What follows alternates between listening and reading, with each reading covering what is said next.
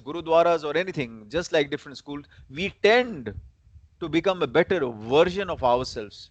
If we don't tend to become, or finally end to become a better version, then we are creating cults in different individual sects or religion or whatever we call it. So Bhagavan came to give a unified interpretation, stating that there is only one religion, religion of love. There is only one caste, caste of humanity, only one language, language of heart, and there is only one God, which is omnipresent, omniscient, and omnipotent. When you look at these words, brothers and sisters, omniscient, omnipresent, omnipotent. Look at the big word Om. I think the person who derived it must have had some Vedic wisdom or some kind of realization that the word Om, the Pranava Shabda, the Nad Brahma, Om is present and it represents God, and that is why when you look at the word omnipresent, Om is there, omniscient, Om is there, and omnipotent, Om is there. All right. So Bhagavan came to unify all this, bring us all together, because of course Avatar, when he descends on earth, there is a purpose. Yada yada hi dharmasya glanirбhavат bharata dharma samsthapanartha sambhavani yuge yuge. When there is a decline in the dharma, the rise of a dharma, then he has to come down. And so he has come down to improve us as a better individual. And Satsang gives us an opportunity in the physical absence of Bhagavan to revisit those, download this software, and become a better version of ourselves.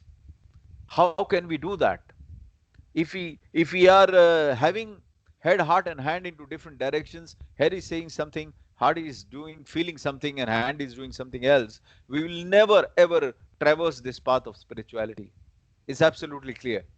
And that's why Bhagavan spoke about Trikarna Shuddhi. When all these three aspects are unified, so that one feeling, one thought, one action results, there's one beej, one seed for this. All right. And that is important. When we see around ourselves, people are suffering from a lot of stress, a lot of tension, a lot of, heart ailments or whatever. Bhagavan has laid out very purely and very clearly that since there is a complete, break in the frequencies into the unanimity of these three aspects, and that is what is resulting into an internal torsion, right? Because you don't feel like doing something, but your mind is telling you to do something, and your action is somewhere not agreeing to both. So there is a continuous torsion resulting into where? Into a disease, or into a stress, into something which we have to then rush to doctors or whatever it is. So everything is within us. So the satsang, how do we become a better version, is through satsang. And satsang is something which is trying to bring the Trikarna Shuddhi, which is heart, head, and hand, yeah, in us. And it also helps. How can we get into the satsang mode? Is by tuning in, because God is a frequency that is within us, and we got to resonate into that frequency, right? So that satsang, which helps us to tune, helps us to remove, helps us to reconnect to the Bhagavan and come to this, basically the headline, which is satsang, a date with the divine, right? Now, perpetual reminder for us has been, when we wake up, feel that we are entering the stage to play the role assigned. Now, we all saw in the past week, there was I think 8-10 days back in Uttarakhand, there was a huge glacier movement. Now they're saying it was a landslide that led to the glacier. There is some theory which is going on still, but irrespective, the result was there's a huge water and land mass which moved and buried the entire village, the entire community. For them, this particular slide, we look at it. Pray that you may act well and earn his approbation at night when you retire. Feel that you are entering the green room after the scene, but perhaps with a costume roll on, for perhaps you have to make another entry and role is not yet over. And this perhaps is something which we have been stressing upon every time. When we take things for granted, this thought for the day reminds us that perhaps we may get up tomorrow, perhaps we may be sitting here to have a study circle. I was just in our family last week has been a very tough time, where my brother's son, he is in the final year of the MBBS and just 1 month from the exam. So he was going to Delhi via Goa. He went with his friends to Goa by train. and as he got down from the platform on the train, he suddenly got convulsions. And he's a strong man. He was Mr. Manipal. He does a lot of, gymming and all. And it so happened that his right shoulder was dislocated and operated earlier, uh, you know, 2 years back. And as he was undergoing the convulsion, this right shoulder bone and the socket and all got damaged, and God knows multiple damages happened. And then there was, luckily his friends were there. And look how Swami places. So his mother, which is my bhabhi, just one day before she had reached Mumbai to do for a flat or accommodation for youngest son. And so it did not take her much time to catch a flight and reach Goa within 2 hours time of this incident. My brother then joined next day by the night. And I was just telling, we were sharing this, we're saying, okay, there are things which happens, these turns and overturns happen in life. But look at you count the blessing. Whether you believe in God or you don't believe, brothers, this we have spoken enough earlier. Some people who do not believe strongly, but still there are some like parents, grandparents, uh, uncles, or everyone who pray for a well-being, right? So that is the time when God responds, even on the basis of the merits collected by somebody else's prayers.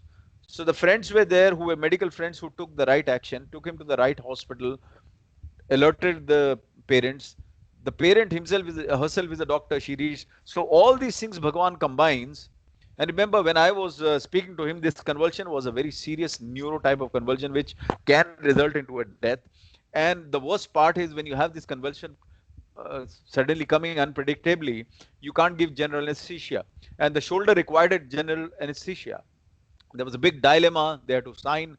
Being a doctor, when you know more, you start feeling more. So that's why they say ignorance is bliss at times, because if we don't know, we can pass over easily.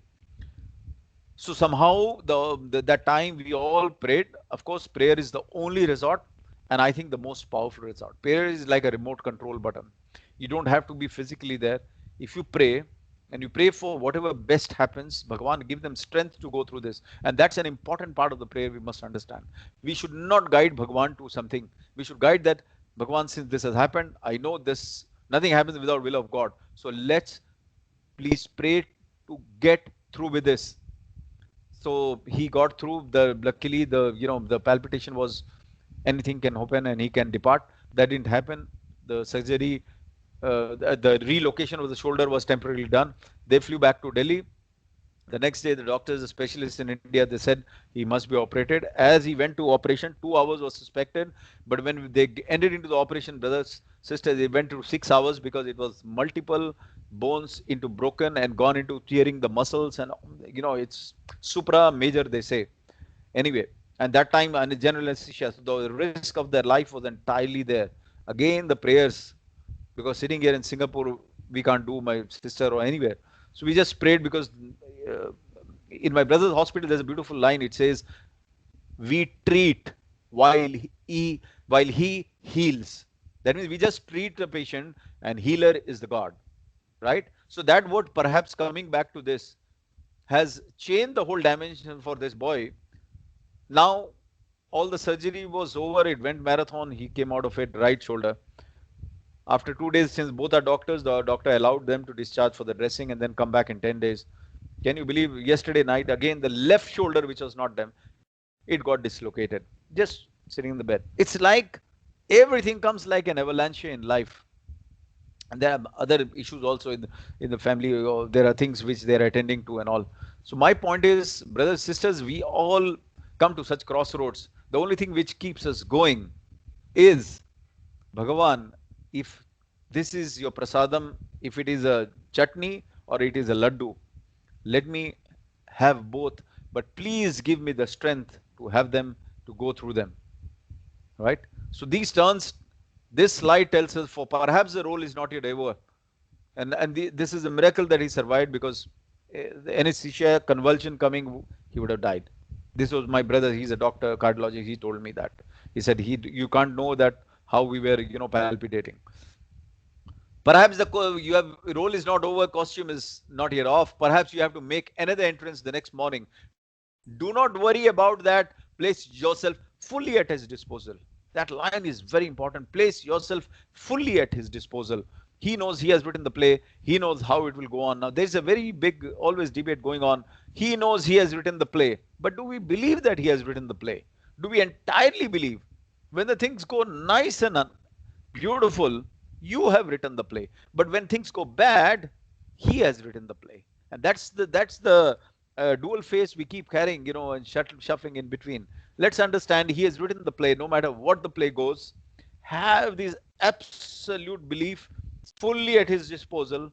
And then he becomes a participant and not a witness. And how do we do that? We start with a very positive attitude, which helps us to build in the faith and the trust. Shraddha and Saburi Shidi Baba, used to say, and it is always there in his Mahasamadhi. Shraddha means faith.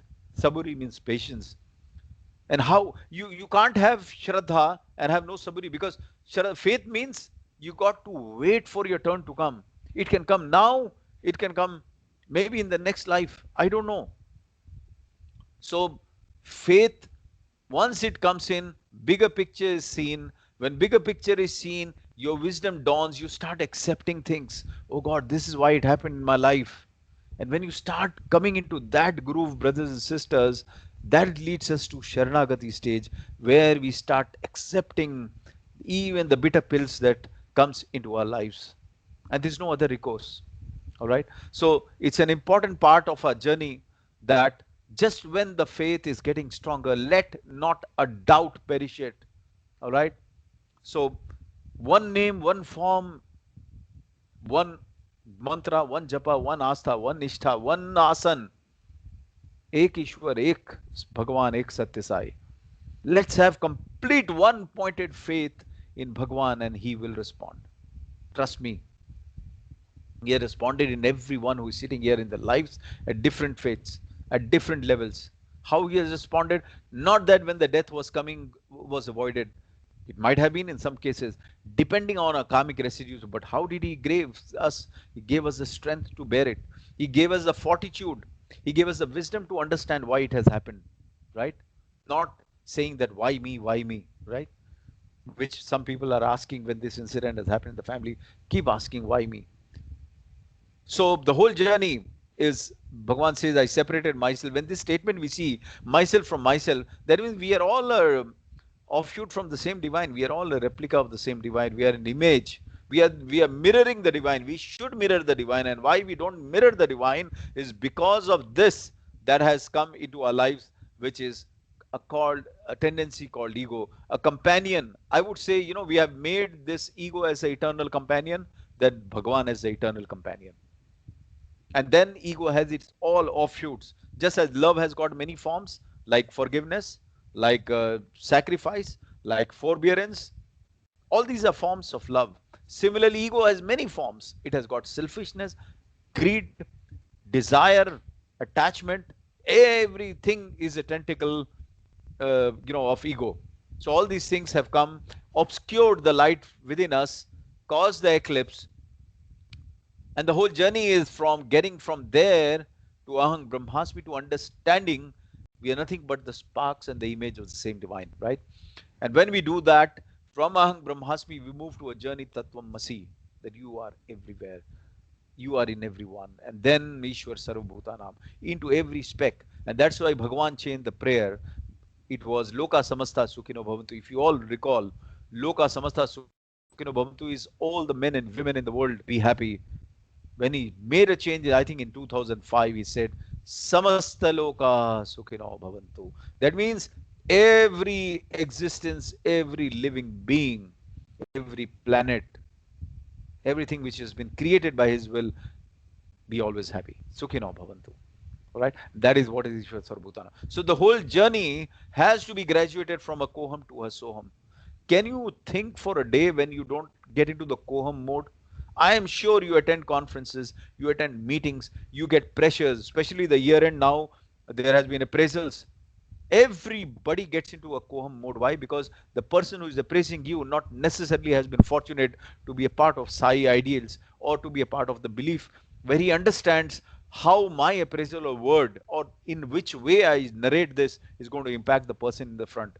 And that's why we are fortunate to have got this grooming, that he says that Three things you must remember when you speak. Is it necessary? Is it going to hurt someone? Right? And is it pleasing? So Bhagavan has said that when we speak, so that doesn't happen. So we get into the Koham mode in the week, in the days when we interact with different people, even at home sometimes when you don't have the salt, right? In the dal properly, right? And then when you get a hard roti, you start shouting. Instead, the good point of doing that way, even if you want to communicate, is take the roti and put it out, take your wife out and say, okay, let's go and see, and then feed it to a dog. Even if the dog refuses, the message is given, in a nicer way. So just on the lighter vein. So but the point here is, we all get into the Koham mode, and somewhere satsang or bhajans or seva, it tries to restore that balance, right? To bring us closer and closer back.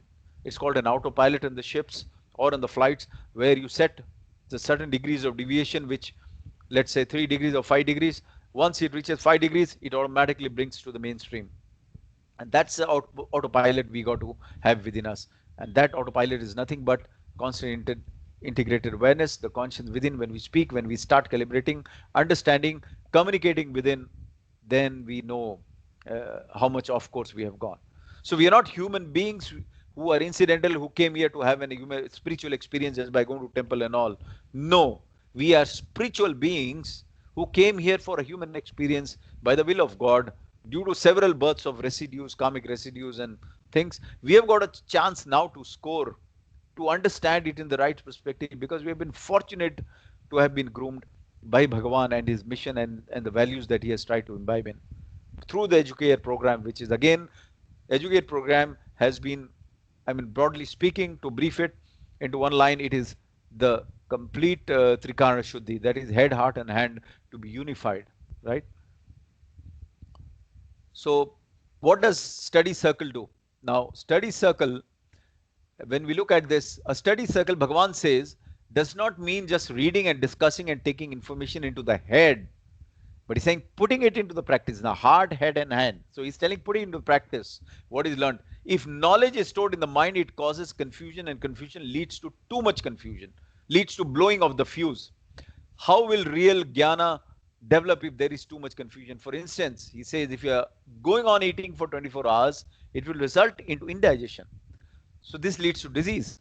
What is eaten should be digested, and then only you should eat again. In the same way, you should listen in study circle, put into practice what you have learned. Again, you can have another round of listening in the study circle. Now what you're doing is only loading.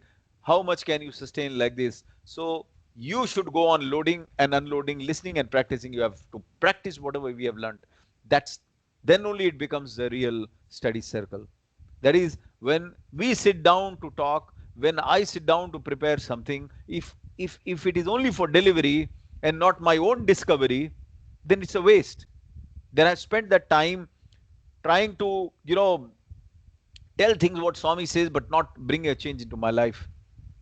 So it's hollow, right? So satsang or study circle is an invitation to step into the fire of self-discovery, where the fire will not burn us, but it will burn what we are not. So what has happened is, over a period of time, we have collected through this nuisance called I, an enemy called I, which has made us, this I has made several false entities around us, and that needs to perish, that needs to burn. So what study circle or a satsang does is, it brings us to the fire of discovery, self-discovery, but burn the things which we are not actually there. So we are not being burned. The transient, the temporal, the impermanent stuff within us which has accumulated starts burning off. And that's what satsang does. It's a communion and communication with God, right? You sit down, you take selfie moments with God, and that goes with, it's not only the web satsang, it is individual satsang, individual vyaktigat sadhana, or when you talk to people, or when you listen to Swami's discourses, or you read the books, everything is a communion and communication with God. And that's the true essence of a study circle, where Bhagavan said that we must put into practice whatever we are trying to pick up, at least a few catch points. I can share you, a couple of weeks back when we were talking about meditation and all that, and then Kundalini yoga came, and then we discussed on the seven chakras and the position and the Kundalini yoga, how it energizes the chakras, and then the serpent energy, which is in the form of serpent, rises, challenging you at different time at the lower plexus and then coming up. I got a message from one of the sisters, and the sister said that, brother, you don't know what Swami has done. Swami has given me a message through this study circle session. I said, what happened? So one day before, she had met with someone for the Kundalini yoga and Kundalini, Jagrat and awakening exercise, and how we are going to do it. And there, that's next day, the study circle episode, and it was just out of turn. It came into my mind, and I had some things prepared to do it. How Bhagwan represents it, and then puts his word that you don't need to go into all that. That was a message for someone there, right? So beautifully Bhagwan executes his plan, his mission. We just need to surrender, you know, completely at his disposal. He will guide us. He will hold our fingers and walk us through this journey called life, which is full of strife. And it's beautiful also. So what does satsang do? Basically, I was trying to also understand that sometimes we say, okay, we are joining satsang, but let's understand the word, the impact of satsang. Satsang is nothing, it is something where the divine touches you, and then you touch somebody. It's like induction, and then he or she touches somebody else. So it's our vibration, our aura, which gets energized, and we start coming into interaction with anyone in that day or the week. We tend to exhibit more positive energy, and that is the objective of a satsang. It should be like that, because we are tapping from the unlimited source, which is Bhagavan. It can never deplete, brothers and sisters. We are in the luxury of tapping it as much as we can, because now Radio Sai has done, like Veda Vyasa, bringing writing, scripting the whole Mahabharata and the Vedas and all. This Radio Sai team and people and Bhagwan's devotees, these students have been such great Veda Vyasas of the Kali Yuga, that they have scripted, brought into everything from Bhagwan's discourses, put it into videos, put it into nice small couplets and beautiful question and answers for the relevant section. What more do we need?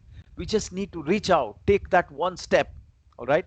So satsang is touching the divine, extending our hands, because his hand is already stretched. It is for us to extend our hands to touch the divine. It's a bridge from temporal to eternal. It's a bridge from untruth to truth. It's a bridge from transient to permanent.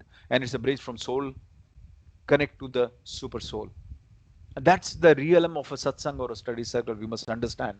It leads us from distress to divinity. In the whole week, when we get completely, turmoiled into the happenings of the week in any sphere of life that we are existing in, satsang brings us, displaces all those collections that we have done, the undesired collections, in reinstalls Bhagavan in our head, heart, and hand.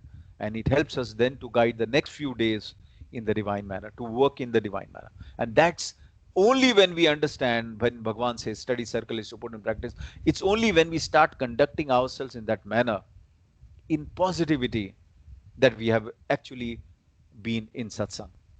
Satsang, if you break the words, it means communication in constant company of God. Sat is the changeless truth, which is God. Sang is the company. So when you are in that company, you are in the true satsang. It helps us to see, when you look at this photograph, this is a beautiful photograph which I saw, and I couldn't resist but picking it up. Now you see, it's a photograph of a one lady, right? But depends on our perception. We start seeing many from one, right? We see them divided. We don't see the unity. Whereas it also shows, satsang helps us to realign, recalibrate, put the autopilot on, bring us back to the mean average, and make us look that no, it is not two, it is not dvaita, it is advaita, it is one. All right. So that is what satsang does. And if we are able to narrow down our differences in the offices, in the people that we come across, at the maids who visit your home, or at the security guards, or the cab drivers, or anyone, where you don't see a disparity, when you don't talk to them harshly, I think we have done a very successful satsang. And that should be the outcome basis which we can judge it. It's only then we can say that the soul and the super soul has come together, and we have received his energy, his blessings. All right. Until such changes start appearing in you, until you feel that deja vu moment where you feel so ecstatic and so positive out of the session, I think we have been mechanically sitting. So it's important that how we sit through, how we walk through into the satsang. We spoke about the participation modes, whether we sit with full stress like a dosa pan, where pan is hot, anything you put in, it's just going to just evaporate and fizzle out, right? So we are with a mind full of stress. Anything in the satsang coming in is not coming, it's just evaporating. Why? Because we are sitting like a dosa pan, or we are sitting like a pearl on a leaf, a dew drop on a leaf. That means it is there for a while, but a breeze comes and it goes off. We spoke about it. It's just that you are so nice in a satsang, and the moment you come out, suddenly some unpleasant thing happens. You didn't get a tea in time or something, you blow off. That means you were never a part of satsang, truly speaking. Why? Because we didn't bring the change. And lastly, the best way of sitting and through is to be like a pearl. One raindrop into that oyster, it turns out to be pearl in a few years' time, absorbing the satsang and the essence of Bhagwan's words in such a way that we actually, through our action, we resemble a pearl. It's like a pearl, right? So let's understand satsang has got a very, very deep ranging impact. It's a very vast impact, provided we choose to put it into practice, to understand into the right perspective. All right. So I think I would now let me see what was that. Okay. But we can't see your screen. Do you have something behind your screen, or because it's a blank screen for me? Uh, Brother Shastri, everyone, is that so? Then I think No, I think so far it's fine. Right now it's just the white no, screen. right now was white, sister. Right now was white. This was the last screen. Okay, because I think it's maybe at my end because I can't see anything from your end. But I'm Sister, hearing just you all fine. rejoin. You just log out Okay, and just rejoin. Yeah. sure, I Yes. will do that. Yeah. So what I'll do, sister, is I'll just I will not speak, but I'll just run through the slide. You can just see the slide one by one, and then we Yeah, 5 minutes, and then I we would. can. Yeah, Yeah, I please. will leave now. Sure.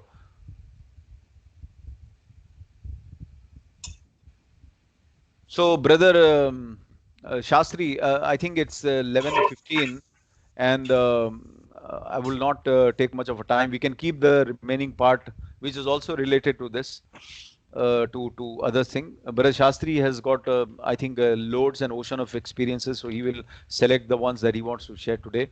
Sister Jayanti, you are back into the group, right? Yes, I can see it now. Okay. Thank you so much. So I'll just scroll through a few of them, which uh, so basically, this is what Bhagwan has come. Better Hindu, Muslim, become a better person. This was the first slide. Unifying the head, heart, and hand, becoming a better person in the end of the day, or the satsang that we do. This was a slide that we usually do. One pointed surrender, one pointed devotion, and this is Swami separated himself from himself so that we all can come into existence and play around the game that the master has decided. I is a big factor, and then from Ahang Brahmasmi to Tatsvamasi and Ishwar Sar Bhutanam. Koham to Soham is a journey. Then this slide was basically what is study circle all about, what Bhagwan says about it is to put into practice and to understand that this brings us to a fire of discovery where we only think what burns is with what is not us, truly speaking. Then we came to this slide where we said that when divine touches us through satsang, we touch any other person, they also feel positivity, and so on and so forth, like a relay race. And it leads us from distress to divinity. Satsangs allows us to see one in duality, that is from Advaita to Advaita, and it is also about reaching out to the divine. I think that was the last one, right? Okay.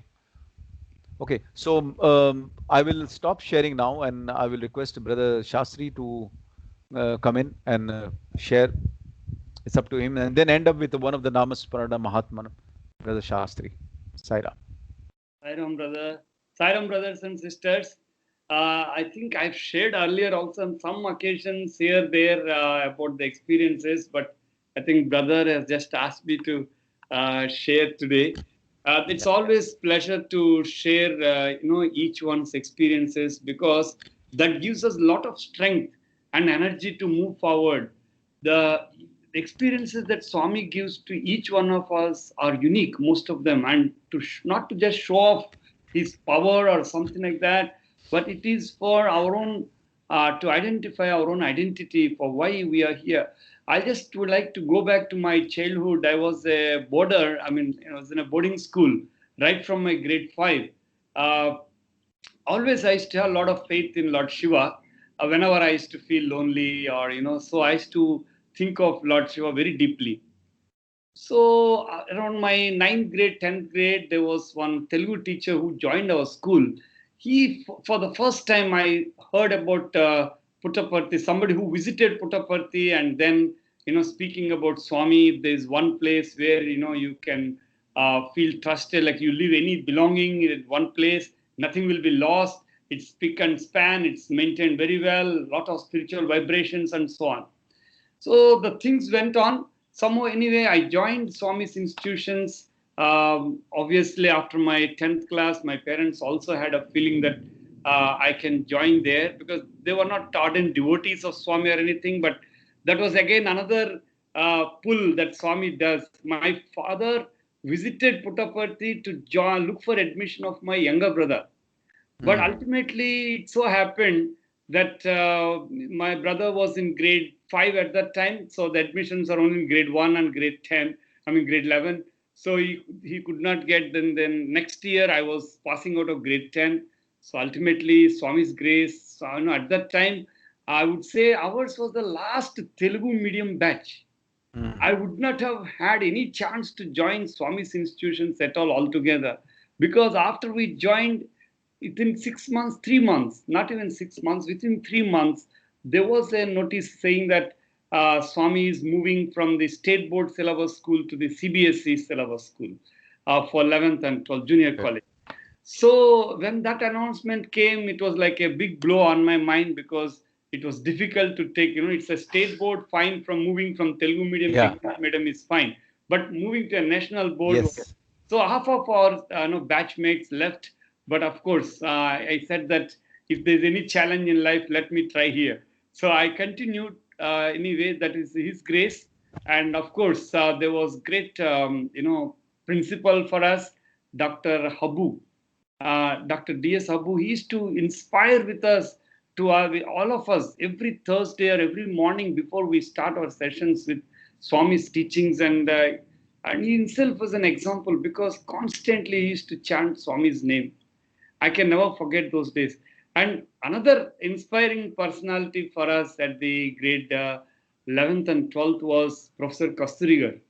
We had chance of hearing to him directly. He used to come to our institution on Thursday morning, and he used to narrate, experiences, stories. So they all got embedded in our hearts, I would say, and we have taken them so deep and close to our hearts. So that's how my education, and then of course continued inspiration from all these personalities. We continued for masters, finished my masters, out in the life now. So that was challenge. So I just, because ours is a family still not following Swami or anything, no Satya Sai centers.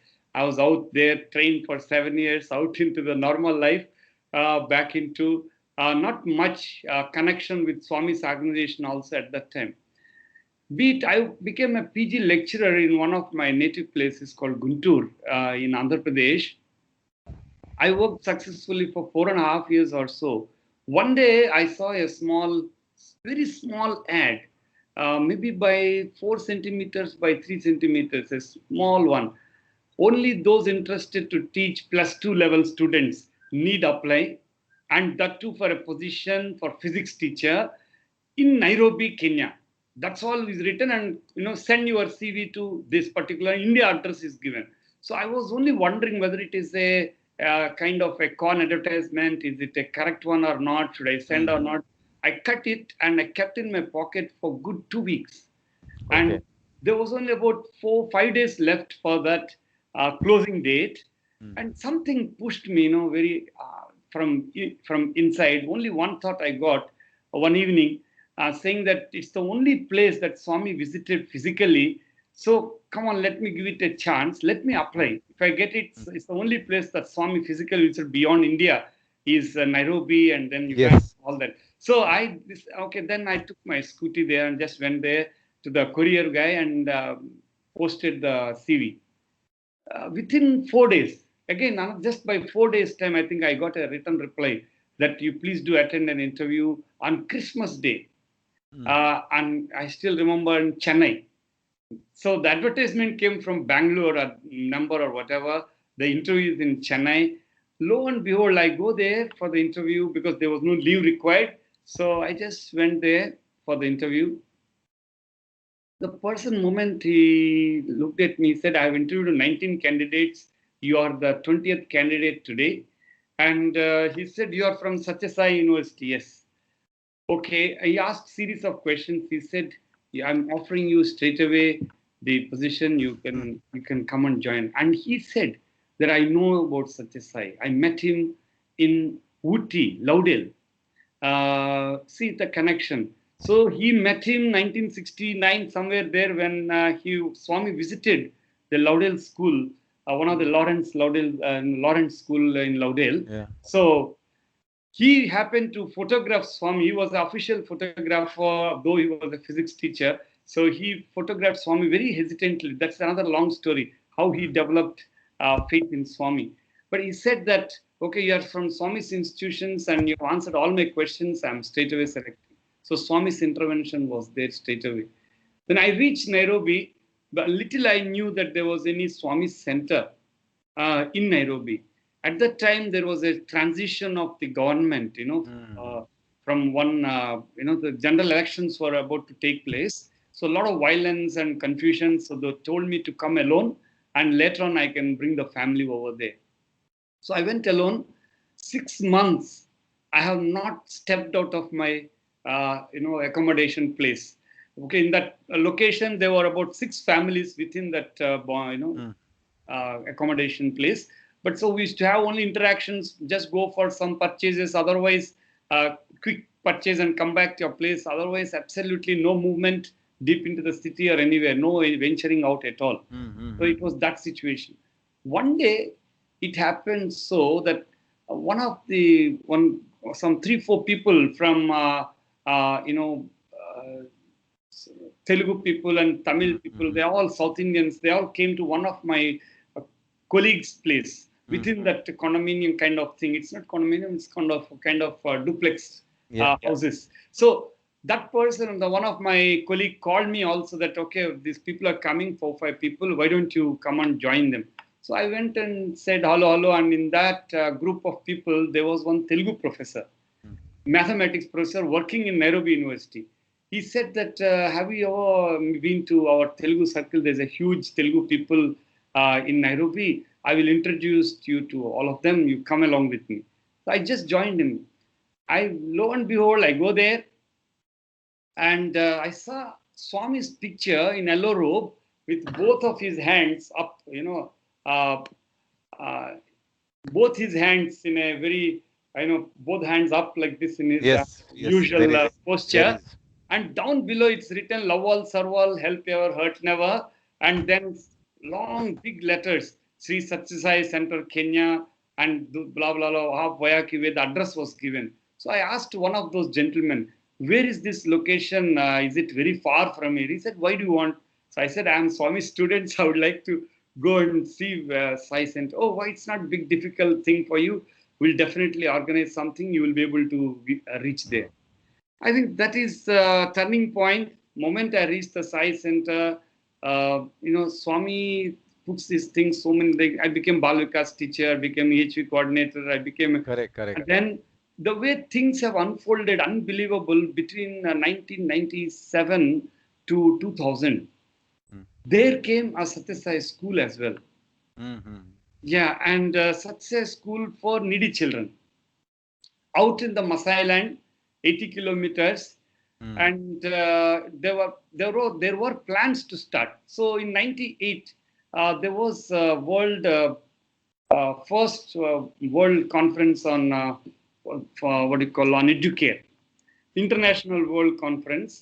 So Dr. Jumsai and Victor Khan, all so many luminaries were all there who conducted that workshop. So I was sponsored. See the things the way they get unfolded, and then by the center, because we are planning to start the school, go get Swami's Yeah, blessing. go and get Swami's blessing. Yeah, yeah, So, yeah. along with me, there were other 4 African teachers also were there. So then we 5 of us went to Patti. The conference was over. So we decided that if Swami asked how many of you, we were confident to say 5. Though there were 4 of them, and so they were sitting in devotees lines, and I was sitting very selfishly in alumni lines where Lord Krishna's picture is there on the wall. Thinking that if Swami can be caught either there or here, somewhere we can catch. So, Calculation. so uh, our last day, we are supposed to fly, I think 16th July, it was in the year 1998. So Swami spotted this 4, my African teachers, then said, how many of you? So obviously 5. Swami said, go in.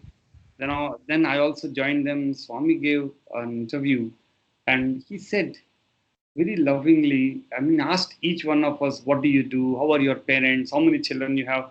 You can't believe what Mm. Swami out, what we see and what inside. He actually, as student also used to tell us many times that he is a avatar coming human form to give us that experience that he is a Mm. human. First of all, you identify me as Purusha, Mm. as a Then man, Mahapurush. then Purushottama. He used to use the word Purushottama. Purush. Only then you can recognize me as Purushottama. So he had shown that he is a human and down to earth with so much of Yeah, yeah. humility and all the qualities. Swami asked, okay, fine, you're all good boys. I'll give you white pant and white shirt, and you all keep doing your good things. I'll be with you. And then Swami went all alone himself into the interior room. He picks up 5 pairs. He carries himself and he distributes to all of us. And so much of love within that time for the interview we were there. So I mean to say why I'm sharing all this is, of course, the school became a reality in the year Yes. 2000. 1st January 2001, we started the school with 9 students, including my son as standard 1 student there. Okay. Yeah, of course. Today he has done his masters and he's an aerospace engineer. He's just going to join his first job on 1st March. So anyway, that Swami, Congratulations. yeah, all through he has been and Yes. he's always there. But what is the major problem that we face is, um, you know, our mind is the culprit. Mm. All the time doubting or not even remembering him at the particular point of Right time. time. Yeah, But yeah. he's Yeah. always there to save. For that, I will just share one more experience. There's so many, I will just share one. For Swami's school, I was supposed to start on 6th January 2001. Mm. So 23rd December 2000, I was actually going to buy some sports equipment Mm. for the school children. So I went with one of the handymen. So he was also with me. There was a box of football and all the sports materials there. And that the handyman was carrying the box, and I was just crossing the road. Tomboy Street, it is called in Nairobi. It's a dual carriage road. It's a huge road. So I was just supposed to carry it away. Get the vehicle on the other side. So I was just carrying. I was just in the middle of the dual carriage road and divider, and from the behind, I could see a strong, somebody holding my neck, and it's quite, what do you call, usual Threatening. Yeah. thing. Yeah, usual thing that happens. So moment, that moment, no siren, nothing. Ah. It was all blank for me as I see it. You can recall that. And but I was holding a file, with the Swami school files in a folder. On top of that folder, Swami's picture is there. What picture? The picture that is there in today's Swami Samadhi there in Parthi. Okay. And moment I opened my eyes, and because those guys have pulled, there were 3 people I could easily feel. One fellow catching my pockets, other one hands and all that. So fellow pulled, snatched away the polythene bag, and So all the files and papers were thrown on the road. Moment I opened, I saw Swami's picture there and with the file. See, Swami, the interview that he gave in 98, he gave a, and asking me a question also, where is my ring? Swami asked me, where is my ring? I said, Swami, I thought in my mind 7 years I was with you, but you haven't given me anything, so from where will I give you a ring for you? So that was the thought in my mind. But Swami gave a ring. That ring was still there on my hand when these thugs have caught me by neck. So picture I saw was Swami's picture, the folder there on the road. Why I'm saying is this, the thought, the flash thought that came to my mind was, The okay, ring. where is Namasmaran? Sai Ram? Nothing, but I'm there with you is what Swami had, double proven to me. And I probably thought in my mind, like probably Mahatma Gandhi said, Hey Ram in his last second. But then I said, a long way to go. And so, but then anyway, the point is, reaching that what we aspired for, reaching to Swami needs a constant practice, day in and day out. As we are discussing here, 3H. It's all very, very not unattainable things. They're all attainable. That's why we see so Yeah. many Mahatmas all over the world, not only in Hinduism but all religions. And that's why he had come to unify the religions. That is the fundamental source of his teaching, that all are one, be like to everyone. So Swami, so therefore, one more incident I would like to say, I will share with you all about the omnipresence of Swami, and which I felt that he had tried to prove to me at that time while I was working as headmaster in Satsang school. Um, there was one plumber, one Sardarji. He used to, come once in 3 weeks from Nairobi to Kisaju, the way Swami school is there. It's 80 kilometers.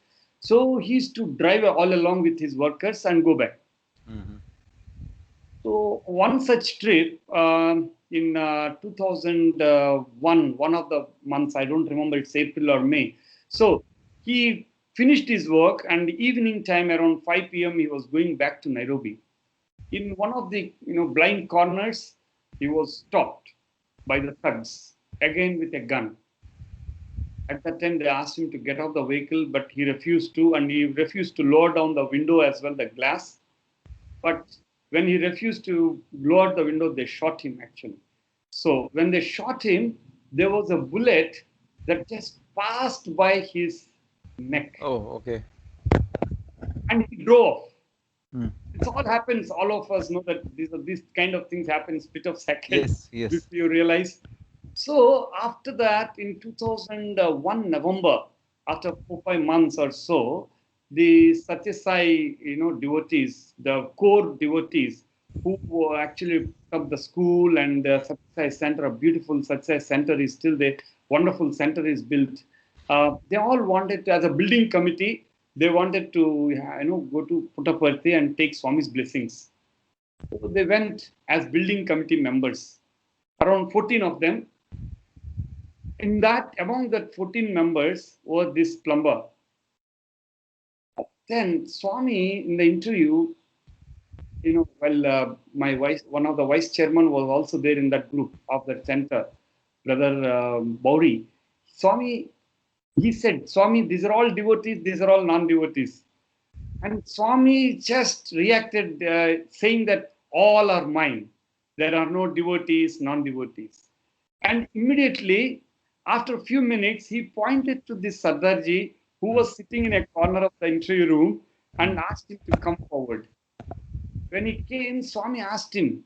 He visited India for the first time. He was born, brought up, he's a third generation person in Nairobi.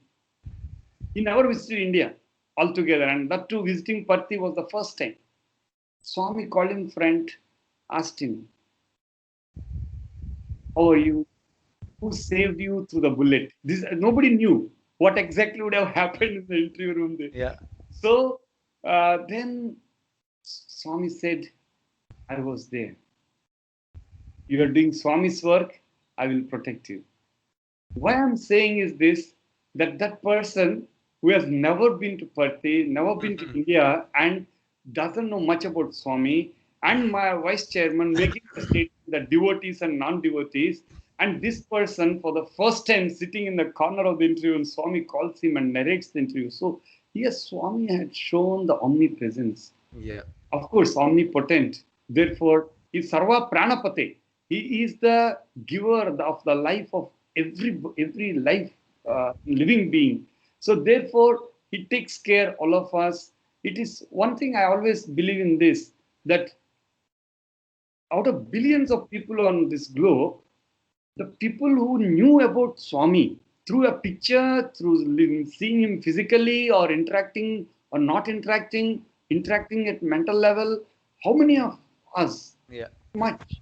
But out of that, again, some of us like this to meet in a satsang or for a bhajan or for any activity, seva, this is a tremendous opportunity that he is providing to us Yes. in this lifetime as a human being, because we have already taken so many lives of birth, right?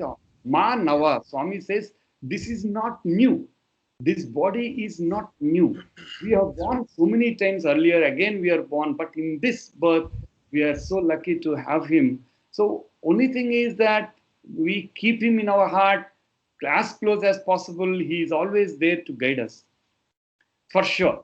That is the faith. Faith creates the Absolutely. confidence for us, only the faith.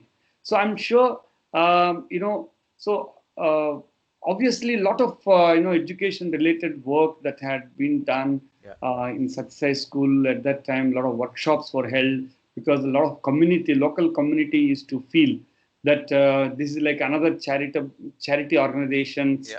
like Christian missionary organizations and all, but to make them understand Swami's principles and teachings, a lot of workshops were held. Community was thoroughly convinced, and they used to come for all the activities that we used to conduct at the school. Also, the nearby school True. chiefs and the headmasters. So there was a great work, and today that school I started. Okay, one more incident I would just share. When you go for Swami's work, he always supports.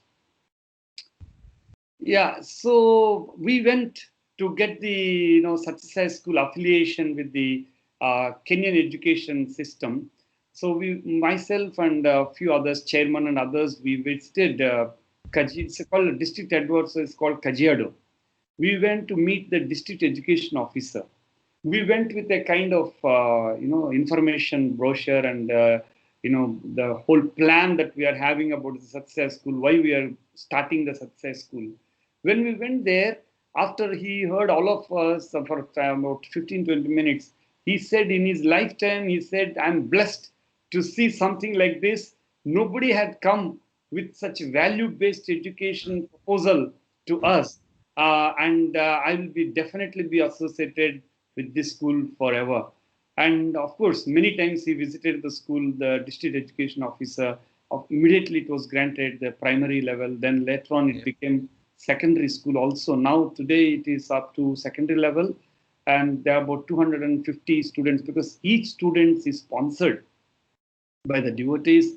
Swami's grace, a lot of fund has been kept under Satyasai Education Trust of Kenya, and it's a beautiful school with Yeah. 20 acres land and self-sustaining farm. Children also do the work there in the farmland, about 6 acres. So my family, my wife, my son, all of us had contributed in the initial stages of the school.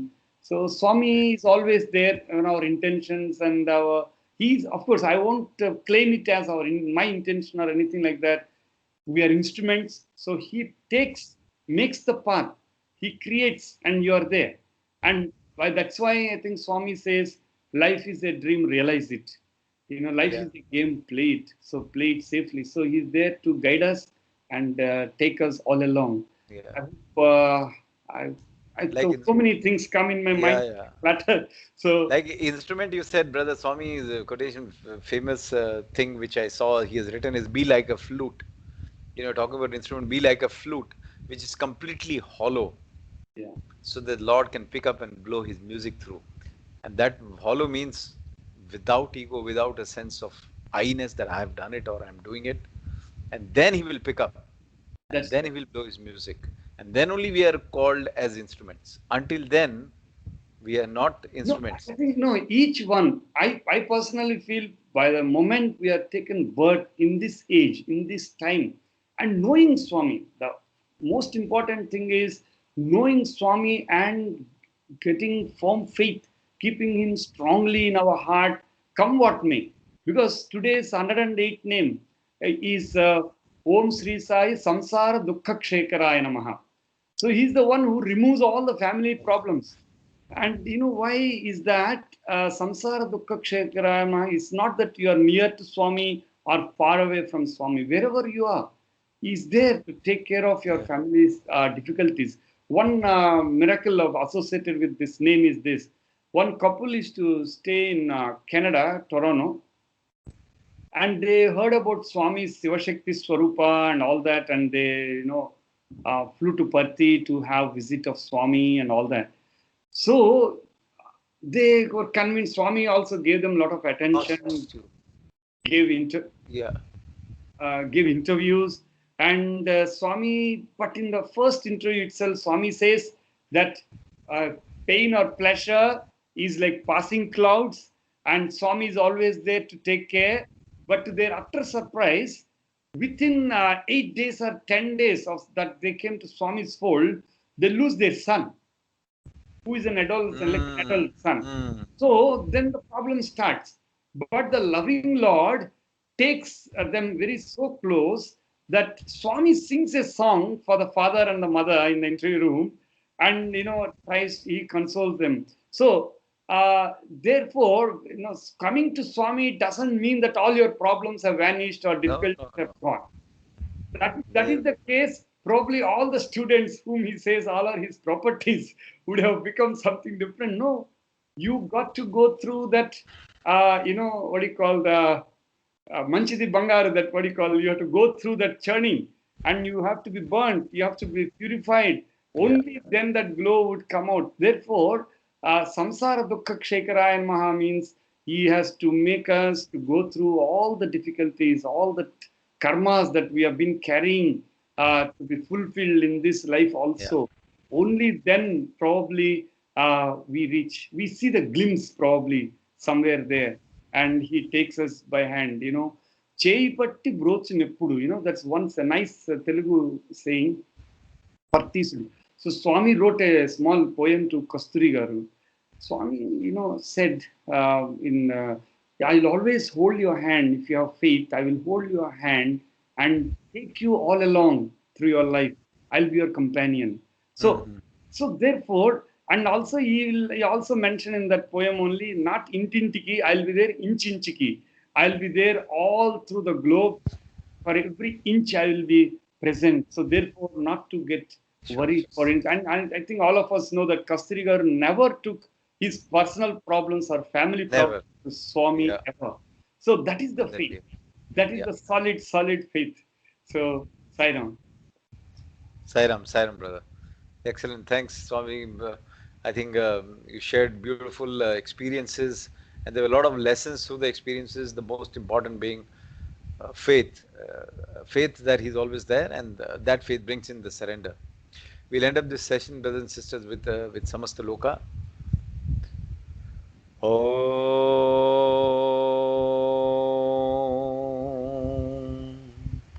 समस्तलोकाः सुखिनो भवन्तु समस्तलोकाः सुखिनो भवन्तु समस्तलोकाः सुखिनो भवन्तु ॐ शान्ति शान्ति शान्तिः जय बोलिए भगवान श्री सत्य साईं बाबा जी की जय Om Sai Ram, brothers and sisters. Have a great Sunday. We'll catch up again on 28th. We'll try to see if we can throw a topic for that discussion on that date, which I was working on today. Have a blessed Sunday. Sai Ram. Sairam. Sairam. Thank you, brother. Sai Ram. Thank you. Sai Ram. Sai Ram. Sorry. Thank you. Sai Ram.